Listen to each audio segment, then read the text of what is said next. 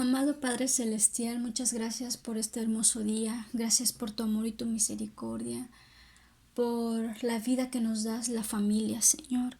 Gracias por este tiempo en la que nos disponemos para escuchar tu palabra. Te pedimos de tu entendimiento, de la dirección de tu Espíritu Santo en nuestras vidas, Señor Jesús.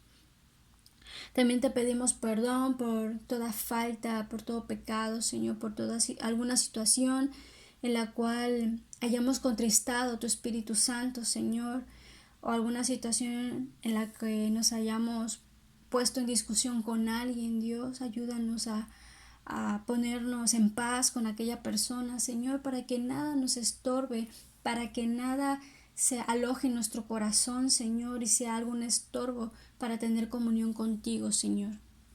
Te lo pedimos y te lo agradecemos en Cristo Jesús. Amén.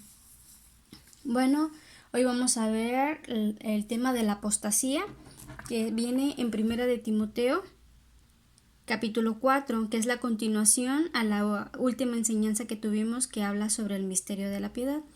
Hoy vamos a leer solamente del versículo 1 al versículo 5. Bueno, dice así la bendita palabra de Dios. Pero el Espíritu dice claramente que en los postreros tiempos algunos apostatarán de la fe, escuchando a espíritus engañadores y a doctrinas de demonios, por la hipocresía de mentirosos que, teniendo cauterizada la conciencia, prohibirán casarse o mandarán abstenerse de alimentos que Dios creó, para que con acción de gracias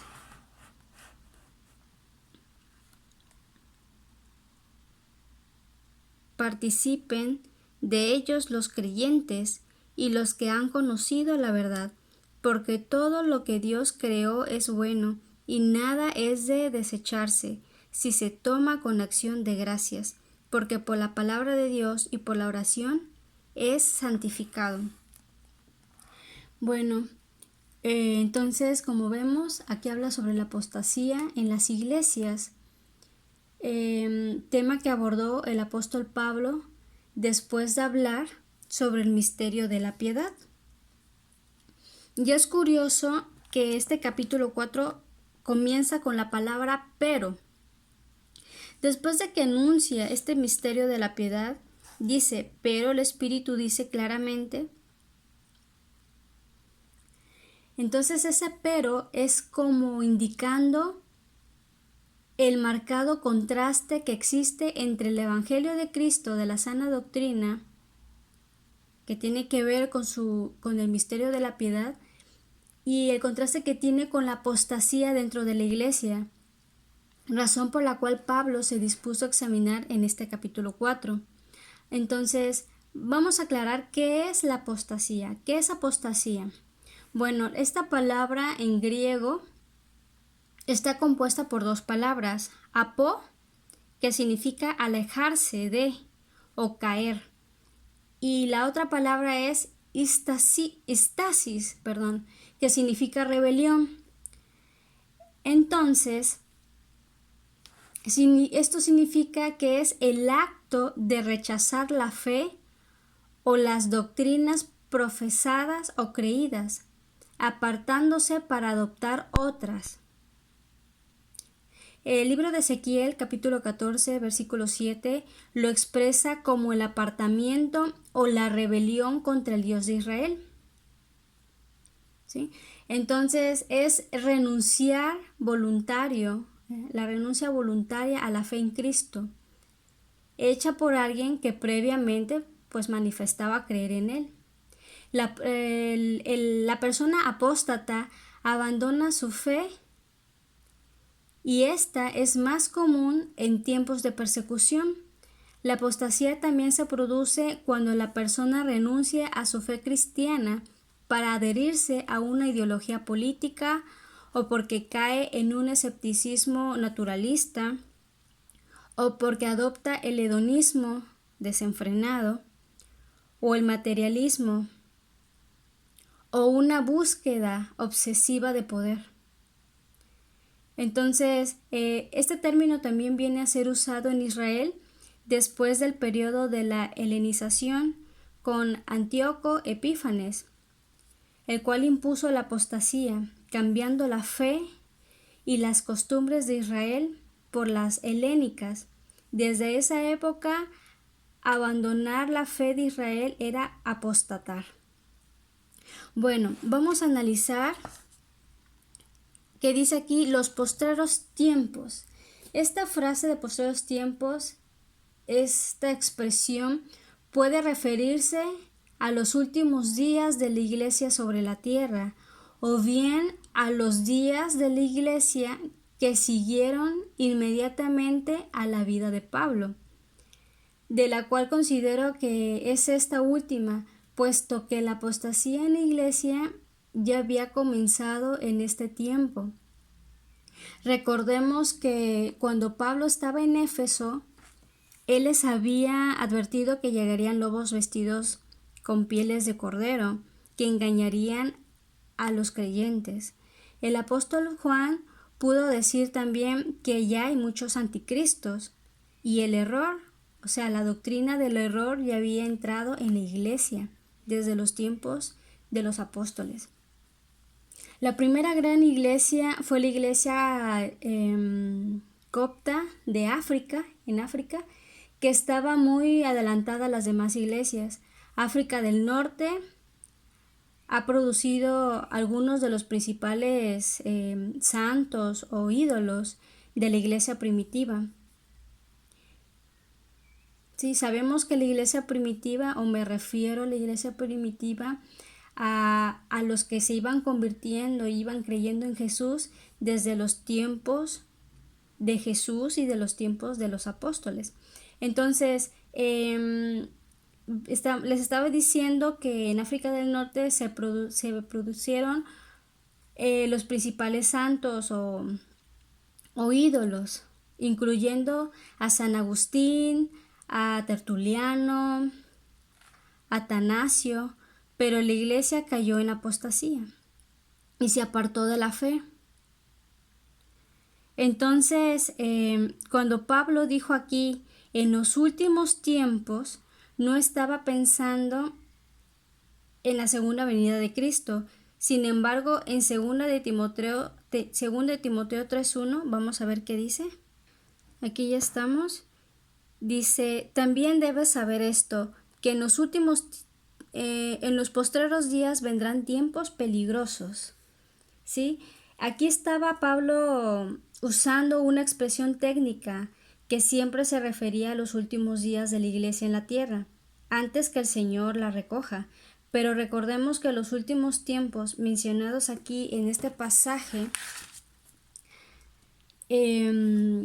Pablo hablaba de lo que ocurriría en la iglesia de su tiempo, y a partir de aquellos días hasta nuestro tiempo. Ahora, la siguiente palabra a analizar es apostatarán de la fe. Aquí estaba advirtiendo que habría maestros herejes que engañarían a muchísimas personas. Habría una desviación de la fe. Pablo también escribió en 2 de Tesalonicenses 2 que llegaría la apostasía. Vamos a leerlo. Aquí está. 2 de Tesalonicenses 2, capítulo 3. Dice, nadie os engañe en ninguna manera, porque no vendrá sin que antes venga la apostasía y se manifieste el hombre de pecado, el hijo de perdición. Y bueno, ya sabemos quién es el hijo de perdición, ya hay una enseñanza sobre esto. Entonces, este problema de la apostasía, desde los tiempos de los apóstoles, de Pablo, ya existía, siempre ha estado presente en la iglesia y en ningún modo será nuevo al final de esta época. Sin embargo, esto ha aumentado y lo continuará haciendo. Cuando la iglesia de Cristo sea recogida, quedará atrás una iglesia organizada totalmente apóstata. La apostasía solo surge dentro de la iglesia organizada, entre aquellos que profesan la fe y después se apartan de ella. Bueno, vamos a analizar otra palabra que dice aquí, espíritus engañadores. Cuando estas personas se apartan de la fe, ¿cuál es el factor responsable? Es decir, ¿qué fue lo que causó que ellos se apartaran de la fe?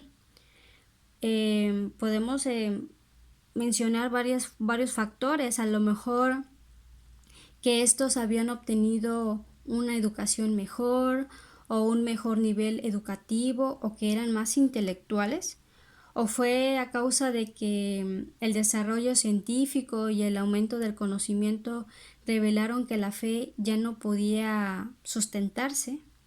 Pues la respuesta es que no. Aquí dice claramente que se apartarían de la fe escuchando a espíritus engañadores. Y engañadores realmente contiene la idea de alguien errante, alguien que va de un lado para otro, y esta palabra engañador proviene de la palabra vagabundo, ¿sí? Seductor. Y Satanás reúne esas características. Conocemos las artimañas de Satanás desde Adán y Eva en el huerto del Edén, cómo engañó a Eva. Entonces, estas personas prestarían atención a espíritus satánicos, a espíritus demoníacos, y se completa la frase diciendo que las personas escucharían a doctrina de demonios. ¿Ok? La palabra de Dios en 1 de Juan 4:1, vamos a leerla. Ok, ya estamos aquí en 1 de Juan, capítulo 4, versículo 1. Dice: Amados, no creáis a todo espíritu, sino probad los espíritus si son de Dios, porque muchos falsos profetas han salido por el mundo.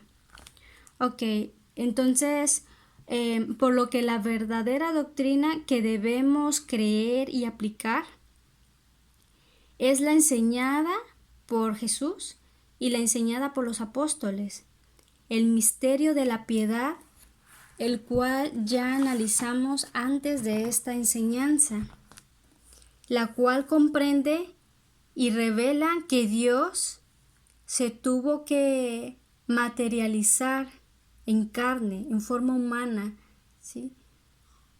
En forma de Jesucristo. Por eso dice, Dios fue manifestado en carne, o sea, se manifestó en su Hijo Jesús, ¿sí? Él dejó su trono, su deidad, y se hizo semejante a nosotros para podernos hablar acerca de la salvación que solo había a través de Jesús. Por eso dice su palabra que Él es el camino, la verdad y la vida, y que nadie puede llegar al Padre si no es a través de Jesús. ¿Sí? Entonces, 1 de Timoteo 3:16, que habla sobre este misterio, dice claramente que el único camino pues es Cristo y no hay otra. Y es por esta verdad que tenemos que Él se manifestó, se encarnó, que fue justificado en el Espíritu, es decir, a través de su resurrección, Él fue justificado en Espíritu, que fue visto de los ángeles desde su nacimiento.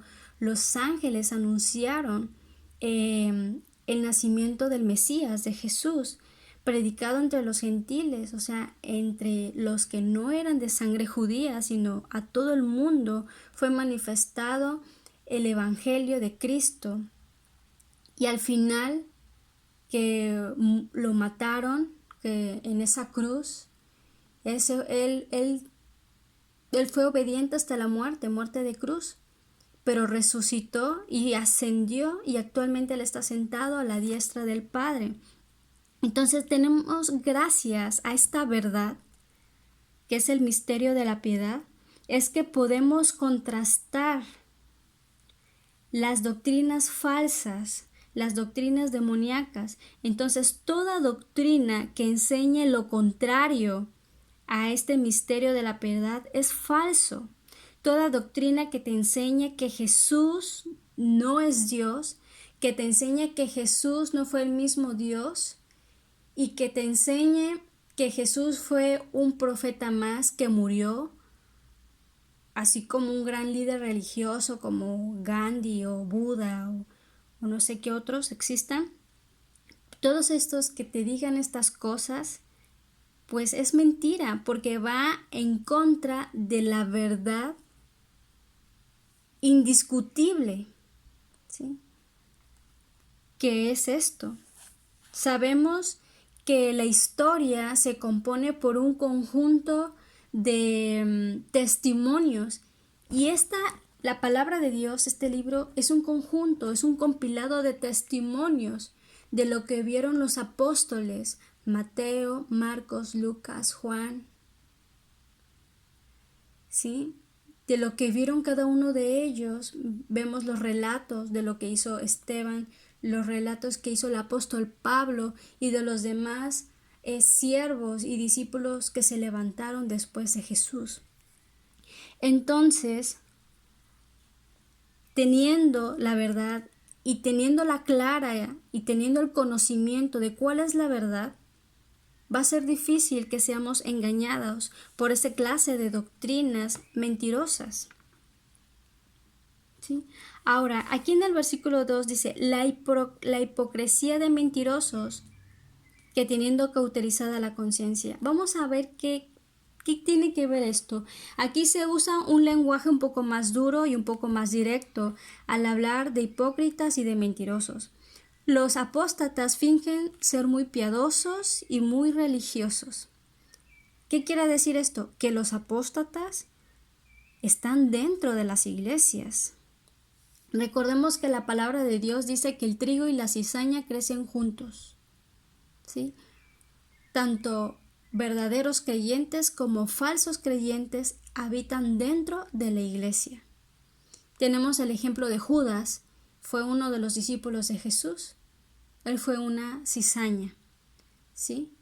¿Jesús lo quitó? No lo quitó.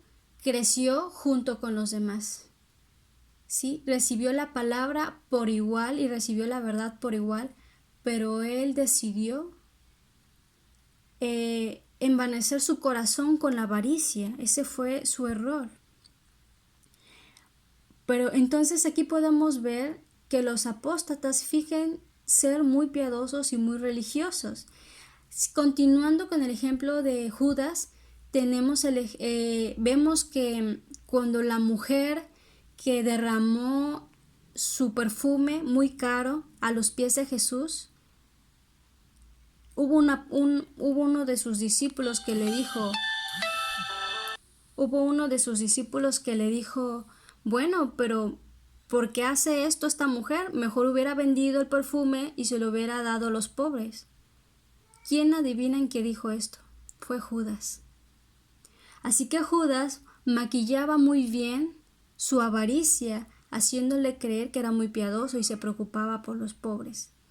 Entonces, a veces uno llega a tener malos pensamientos ante personas que adoptan una posición marcadamente piadosa, pero son carentes de humildad y dado la impresión de que poseen algo especial que nadie conoce. Pero si decimos tener la verdad misma nos hará ser una persona realmente humilde, porque una de las cosas que uno descubre es lo poco que uno sabe. Cuanto más estudiamos la Biblia, más conscientes somos de que necesitamos aprender mucho más de ella. Entonces, hipócritas y mentirosos son personas que fingen ser lo que no son. Ahora, la otra frase que vamos a analizar es que estas personas hipócritas y mentirosas tienen cauterizada la conciencia, ¿sí?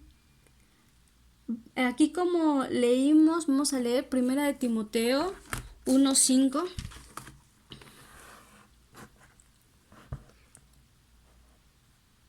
Fíjense lo que dice, pues el propósito de este mandamiento es el amor nacido de corazón limpio y de buena conciencia y de fe no fingida. Entonces la buena conciencia es el opuesto a una conciencia cauterizada, ¿sí?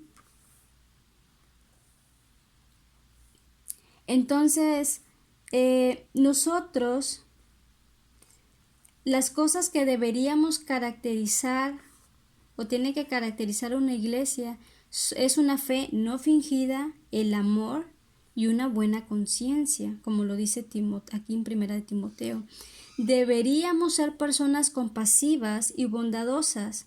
Cuando observamos algunos excesos o hechos graves protagonizados por personas que profesan ser creyentes o cristianas, o cuando se expresan conceptos que claramente se alejan de la enseñanza de la Biblia o que la contradicen expresamente, uno piensa que tales cosas no podrían ser hechas o dichas a menos que las conciencias de estas personas hayan sido insensibilizadas. Eso significa cauterizadas, que están insensibles, ya que la conciencia es el conocimiento moral, y eso lo dice Romanos capítulo 2, versículo 15. Entonces, al ser cauterizadas, es decir, quemadas, no funciona correctamente la conciencia, entorpeciendo el sentido del bien y del mal. Así como la piel del animal se marca con una marca de hierro, esa área se adormece ante un dolor pues fuerte. Así también el corazón de una persona con una conciencia cauterizada se insensibiliza ante los dolores morales. ¿Sí?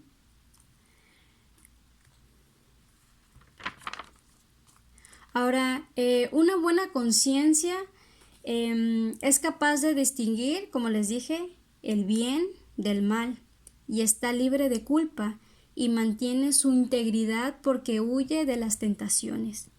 También una buena conciencia nos permite disfrutar de la comunión con los que aman la luz, con los que aman la verdad, así como dice Primera de Juan, capítulo 1, versículo 7.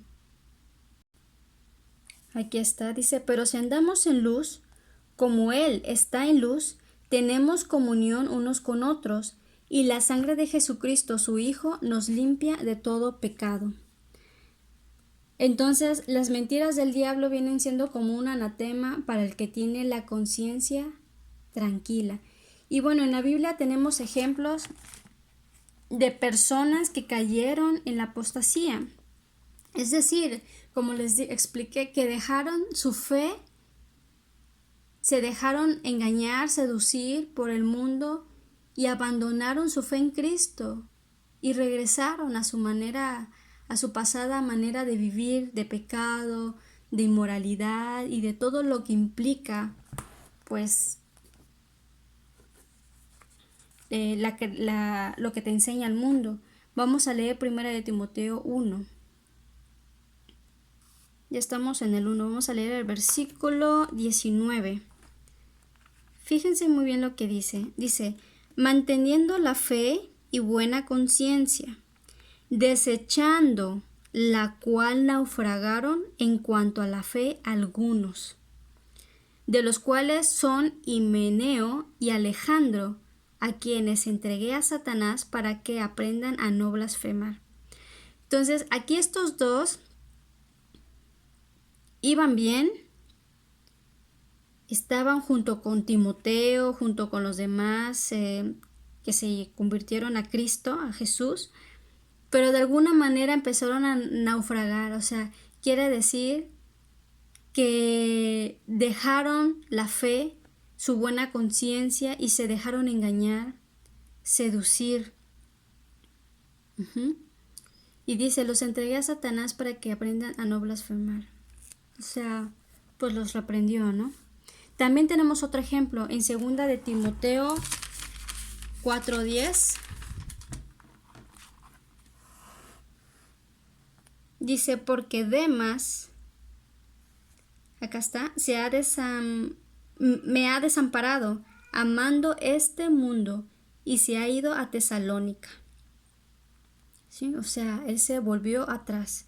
Y hay muchos así que llegamos a Cristo, pero de alguna manera pues se desaniman y se vuelven atrás, como este caso. Ahora, regresando a la enseñanza inicial, el versículo 3 dice, prohibirán casarse. O sea, aparte de que van a engañar, van a prohibir una serie de cosas absurdas, como prohibir casarse. Aún en los días del Señor Jesucristo había personas que se habían apartado del judaísmo y se habían dejado seducir por diversos cultos y sectas. Esto no es algo nuevo en nuestro tiempo, tampoco. Ha estado sucediendo desde entonces. Aquí en este versículo se advierte contra los que prohíben casarse. En los días del Señor Jesús, por la zona cerca del Mar Muerto, hablando un poco de historia, había un grupo conocido como los esenios. Fue en la zona donde esa comunidad se encontraron los rollos del Mar Muerto. Entonces, cuando llegó el cristianismo, muchos de ellos se unieron a la iglesia de Palestina y contribuyeron al surgimiento de sus características herejes, incluyendo el celibato, es decir, la regulación de la prohibición de casarse, y también practicaban el ascetismo. Es una manera, un movimiento que de manera general prohíbe prohíbe o te hace que renuncies a todo tipo de placeres, entre ellas las relaciones sexuales. Ahora, otra cosa que vamos a analizar es que dice que también mandarían abstenerse de alimentos, ¿sí? Y también hay algunos que adoptan ciertas normas o reglas sobre la dieta que no se encuentran en la palabra de Dios. Algunas personas se dejan llevar por esta tendencia, pensando como si esta actitud frente a ciertos alimentos pudiera ser reconocida por Dios como un mérito. Y bueno, también tenemos, no podemos dejar a un lado que Levítico, el capítulo 11 de Levítico, enumera las restricciones alimenticias que Dios le dio a la nación de Israel. Las leyes sobre la alimentación incluían algunas prohibiciones como comer cerdo, mariscos y casi todos los insectos, aves, carroñeros u otro tipo de animales. Ahora, las reglas dietéticas tuvieron la intención de ser aplicadas a nadie más que a Israel. El propósito era hacer que los israelitas se distinguieran de todas las demás naciones. Vamos a leer Marcos capítulo 7, 14. Bueno, ya estamos aquí en Marcos 7, versículo 14. Y esto lo dijo Jesús. Fíjense la declaración que hizo. Dice, y llamando así a toda la multitud, les dijo, oídme todos y entended. ¿Sí? Nada hay fuera del hombre que entre en él que le pueda contaminar. Pero lo que sale de él, eso es lo que contamina al hombre. ¿Ok? Ahora vamos a leer lo que dice el 18. Él les dijo, ¿también vosotros estáis así sin entendimiento? ¿No entendéis que todo lo de fuera que entra en el hombre no le puede contaminar? Porque no entra en su corazón, sino en el vientre y sale a la letrina. Esto decía haciendo limpios todos los alimentos. ¿Sí? Esto decía haciendo limpios todos los alimentos. Pero decía que lo que del hombre sale, eso contamina al hombre, porque de dentro del corazón de los hombres salen los malos pensamientos, los adulterios, las fornicaciones, los homicidios, hurtos, avaricias, maldades, engaño, lascivia, envidia, maledicencia, soberbia, insensatez. Y todas estas maldades de dentro salen y contaminan al hombre. O sea, en pocas palabras, de nada sirve abstenerse de muchos tipos de alimentos cuando en primer lugar Jesús ya los limpió Y de nada sirve que te guardes de ciertos alimentos si de tu boca van a salir insultos y vives en pecado prácticamente. Por eso dice el 19, esto decía haciendo limpios todos los alimentos. Vamos a leer Hechos capítulo 10 versículo 9. Está un poco largo el relato, pero vale la pena prestar atención. Hechos 10:9. Aquí habla sobre el relato de Pedro y de Cornelio. Pedro es judío, el discípulo, apóstol de Jesús, y Cornelio es un gentil, o sea, una persona que no es judía. Dice el 9. Al día siguiente, mientras ellos iban por el camino y se acercaban a la ciudad, Pedro subió a la azotea para orar cerca de la hora sexta, y tuvo gran hambre y quiso comer, pero mientras le preparaban algo le sobrevino un éxtasis, o sea, una experiencia sobrenatural, y vio el cielo abierto y que descendía algo semejante a un gran lienzo que atado de las cuatro puntas era bajado a la tierra, en el cual había de todos los cuadrúpedos terrestres, reptiles y aves del cielo. Y le vino una voz: levántate, Pedro, mata y come. Vamos a saltarnos al 15. Volvió la voz a él la segunda vez: lo que Dios limpió, no lo llames tú inmundo. Una pausa. ¿Por qué esto? ¿Por qué Pedro lo vio como inmundo? Porque aquí Pedro dice, no, Señor, porque ninguna cosa común o inmunda he comido jamás. ¿Por qué? Porque Pedro era judío y, como les dije en Levíticos 11, que es la ley que estaba antes de Jesús, restringía estos alimentos como los que les comenté, que era comer cerdo, mariscos, insectos y todos esos animales que él vio en la visión, cuadrúpedos terrestres, reptiles. Entonces, aquí algo interesante es que Dios mismo, que le dio este sueño, esta visión, le dijo: come, mata y come. Si lo que Dios limpió, no lo llames tú común. Y mientras Pedro estaba perplejo dentro de sí sobre lo que significaría la visión que había visto, he aquí los hombres que habían sido enviados por Cornelio. ¿Sí? Vamos a saltarnos. Entonces, esta visión tenía una enseñanza. Entonces Pedro, descendiendo a donde estaban los hombres que fueron enviados por Cornelio, les dijo: he aquí, yo soy el que buscáis. ¿Cuál es la causa por la que habéis venido?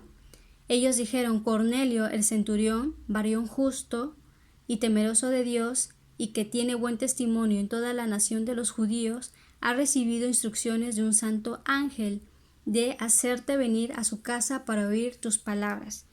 Vamos a saltarnos al 27. Y hablando con él,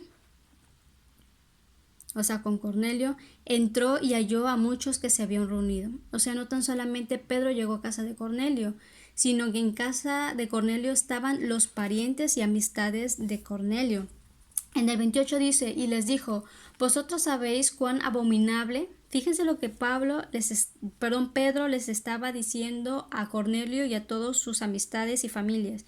Ustedes saben cuán abominable es para un varón judío juntarse o acercarse a un extranjero. Porque, como les dije, Cornelio no era judío. Pero a mí me ha mostrado Dios que a ningún hombre llame común o inmundo.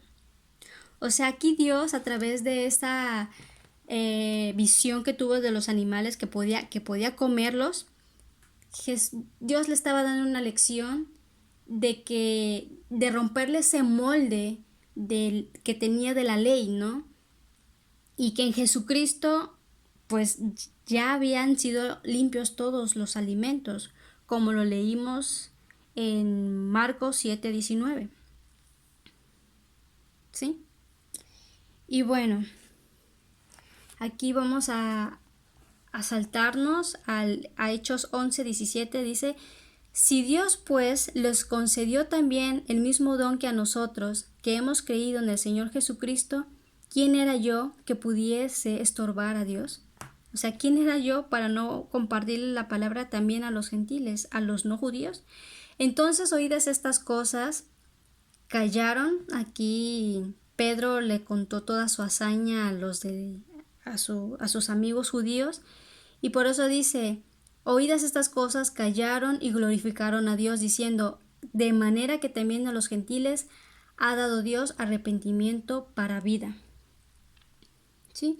Entonces, cuando Jesús murió en la cruz, Él puso fin a la ley del Antiguo Testamento.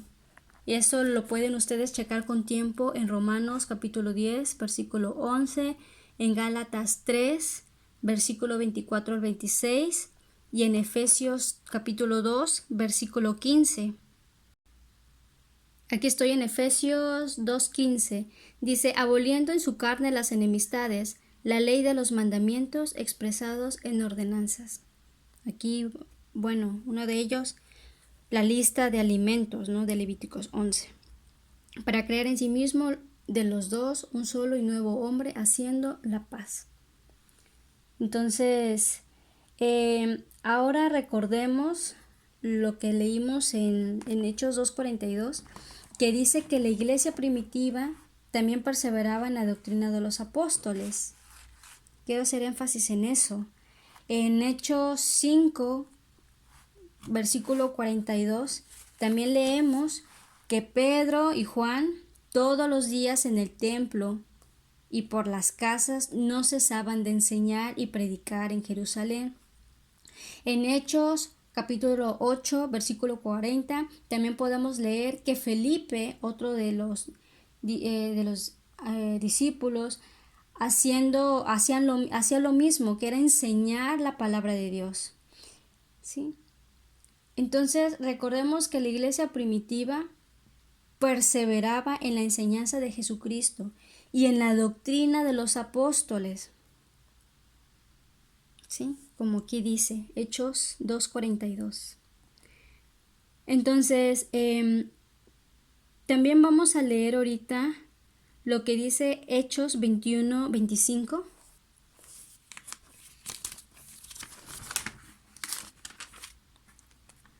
Fíjense lo que dice la palabra de Dios. Aquí dice: arresto de Pablo en el templo. Tendrán que leer todo esto, pero vamos a leer ahora sí el punto, ¿no? Dice: pero en cuanto a los gentiles, recordemos, los gentiles son no judíos, son gentes de otras nacionalidades, incluyéndonos a nosotros, somos judíos también, perdón, somos gentiles también, porque no somos de sangre judía. Dice: pero en cuanto a los gentiles que han creído, nosotros les hemos escrito determinando que no guarden nada de esto, o sea, de lo que está arriba, solamente que se abstengan de lo sacrificado a los ídolos. A ver, se ve oscuro.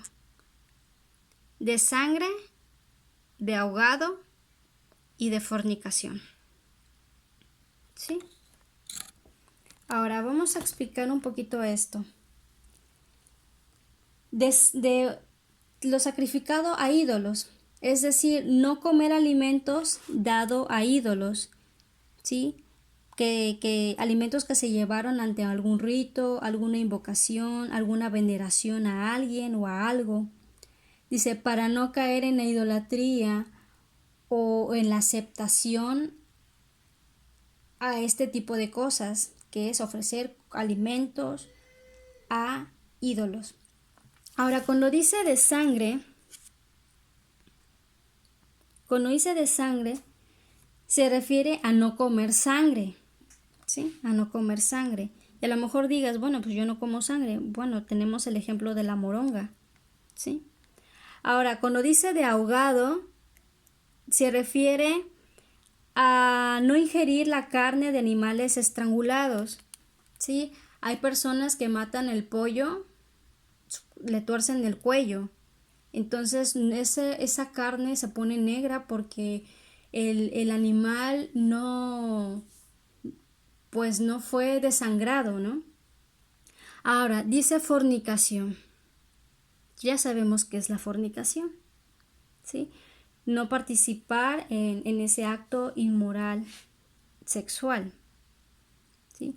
Ahora, todas estas prácticas, estas tres, aparte de que ahorita vamos a explicar un poco mejor aún, todas estas prácticas eran muy comunes también en rituales satánicos, en iniciaciones o en pactos, ¿sí? Sacrificar algún animal, se tomaban la sangre del animal, se rociaban la sangre de la persona y eran sacrificios a sus dioses, a sus ídolos. Y también había mucha inmoralidad sexual de frente a sus dioses, orgías y todas esas cosas. Entonces esas cuatro cosas están relacionadas a ese tipo de prácticas ocultistas que son pues algo aberrante delante de Dios, ¿sí? Ahora, cuando se va a un restaurante o nos invitan a comer, claro está que es imposible saber de dónde provino esa comida, ¿verdad? Y mucho menos cómo mataron al animal. Sí, no vamos a estar preguntando, ¿desangraste el pollo? O sea, no vamos a estar preguntando cómo lo mataron, ¿no? Si fue ahogado con su propia sangre o fue desangrado. Por ello, en el versículo 5 de nuestra lectura inicial, dice, porque por la palabra de Dios y por la oración es santificado. Está hablando de los alimentos. Aquí está hablando de los alimentos. Dice, porque todo lo que Dios creó es bueno y nada es de desecharse si se toma con acción de gracias, porque por la palabra de Dios, por la oración, es santificado. Entonces aquí dice que hay que orar por los alimentos para santificarlos. Entonces, pero a lo mejor ustedes dicen, pero bueno, acabas de decir en Marcos que Jesús dijo que todos los alimentos habían sido santificados. Y no es que la Biblia se contradiga para nada, sino que esta parte del versículo 5 denota que mediante la oración se limpian, porque hay actos que sí contaminan los alimentos, como son los que leímos en Hechos, que ofrecer el alimento a los ídolos, ¿sí? Que es matar mal a un animal, ¿sí? Y más si sabes de dónde proviene esa comida, si sabes que proviene y fue ofrecido a algún santo, algún ídolo, alguna persona, o por venerar a ese algo o a ese alguien, entonces no lo debemos de comer. Si sabemos que tu familiar cortó mal ese animal o así, pues bueno, tenemos conocimiento. Entonces esos actos son los que sí manchan el alimento y por lo tanto al ingerirlo nos contaminan por el simple hecho de que es algo desagradable delante de Dios. Ahora si puedes decir, bueno, ¿qué tiene que ver la fornicación con todo esto? No es un alimento. Así es, no es un alimento. Pero vamos a leer lo que dice 1 Corintios capítulo 6. Aquí dice, huid de la fornicación. Cualquier otro pecado que el hombre cometa está fuera del cuerpo, mas el que fornica contra su propio cuerpo peca. Entonces, estamos hablando de lo sacrificado a los ídolos, de la sangre, de lo ahogado. Todas esas tres cosas, esas tres prácticas, si comemos ese tipo de alimento, moronga, alimentos sacrificados a cosas o a personas, o alimentos que fueron animales estrangulados, pues nos contaminan porque esos actos mancharon ese alimento. Pero la fornicación contamina, ese pecado contamina también tu cuerpo. ¿Por qué? Porque cualquier pecado que cometas está fuera de tu cuerpo. Pero el cometer fornicación antes de casarse es un pecado que atenta contra tu propio cuerpo. Por eso dice, ¿o ignoráis que tu cuerpo es templo del Espíritu Santo, el cual está en vosotros, el cual tenéis de Dios y que no sois vuestros? ¿Sí? Entonces ese es el detalle. Y ya para terminar, regresando a 1 Timoteo, que es nuestra lectura inicial, el versículo 4, que ya lo leímos, dice, porque todo lo que Dios creó es bueno y nada es de desecharse si se toma con acción de gracias. Entonces todo lo que Dios creó es bueno. La palabra de Dios no condena la comida, Él la dispuso y la provee para nuestro bien. Otro punto que quiero abordar es el siguiente, que en el Nuevo Testamento se nos anuncia el Evangelio de la gracia, de su gracia. Por ello su palabra nos manifiesta más su interés por nuestra manera de vivir, y esto incluye la cantidad que comemos. Los apetitos físicos son una analogía de nuestra habilidad de autocontrol. Si no somos capaces de controlar nuestros hábitos alimenticios, probablemente tampoco podremos controlar otro tipo de malos hábitos, como el frenar nuestra boca, el chisme, la murmuración. No debemos permitir que nuestros apetitos nos controlen. Filipenses capítulo 3, versículo 19 dice, cuyo fin es perdición, cuyo Dios es el vientre, o sea, la gula.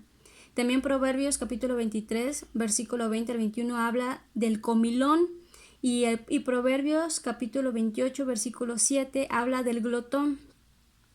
Entonces, cuidémonos de la apostasía. Gracias, amado Padre Celestial, por tu palabra. Hoy nos extendimos más, Señor, pero en realidad, Padre Santo, que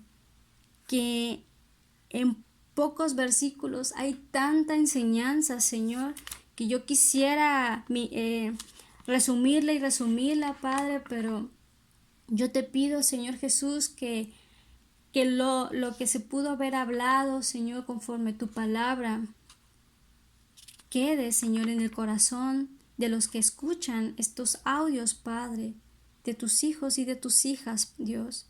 Ayúdanos a no caer en la apostasía, a no dejarnos engañar, a no dejarnos seducir por aquellos que tienen un espíritu engañador, mentiroso, hipócrita, Señor, y líbranos a nosotros mismos de no ser personas apóstatas que fingen ser piadosas o fingen ser muy religiosas, cuando en realidad no lo somos.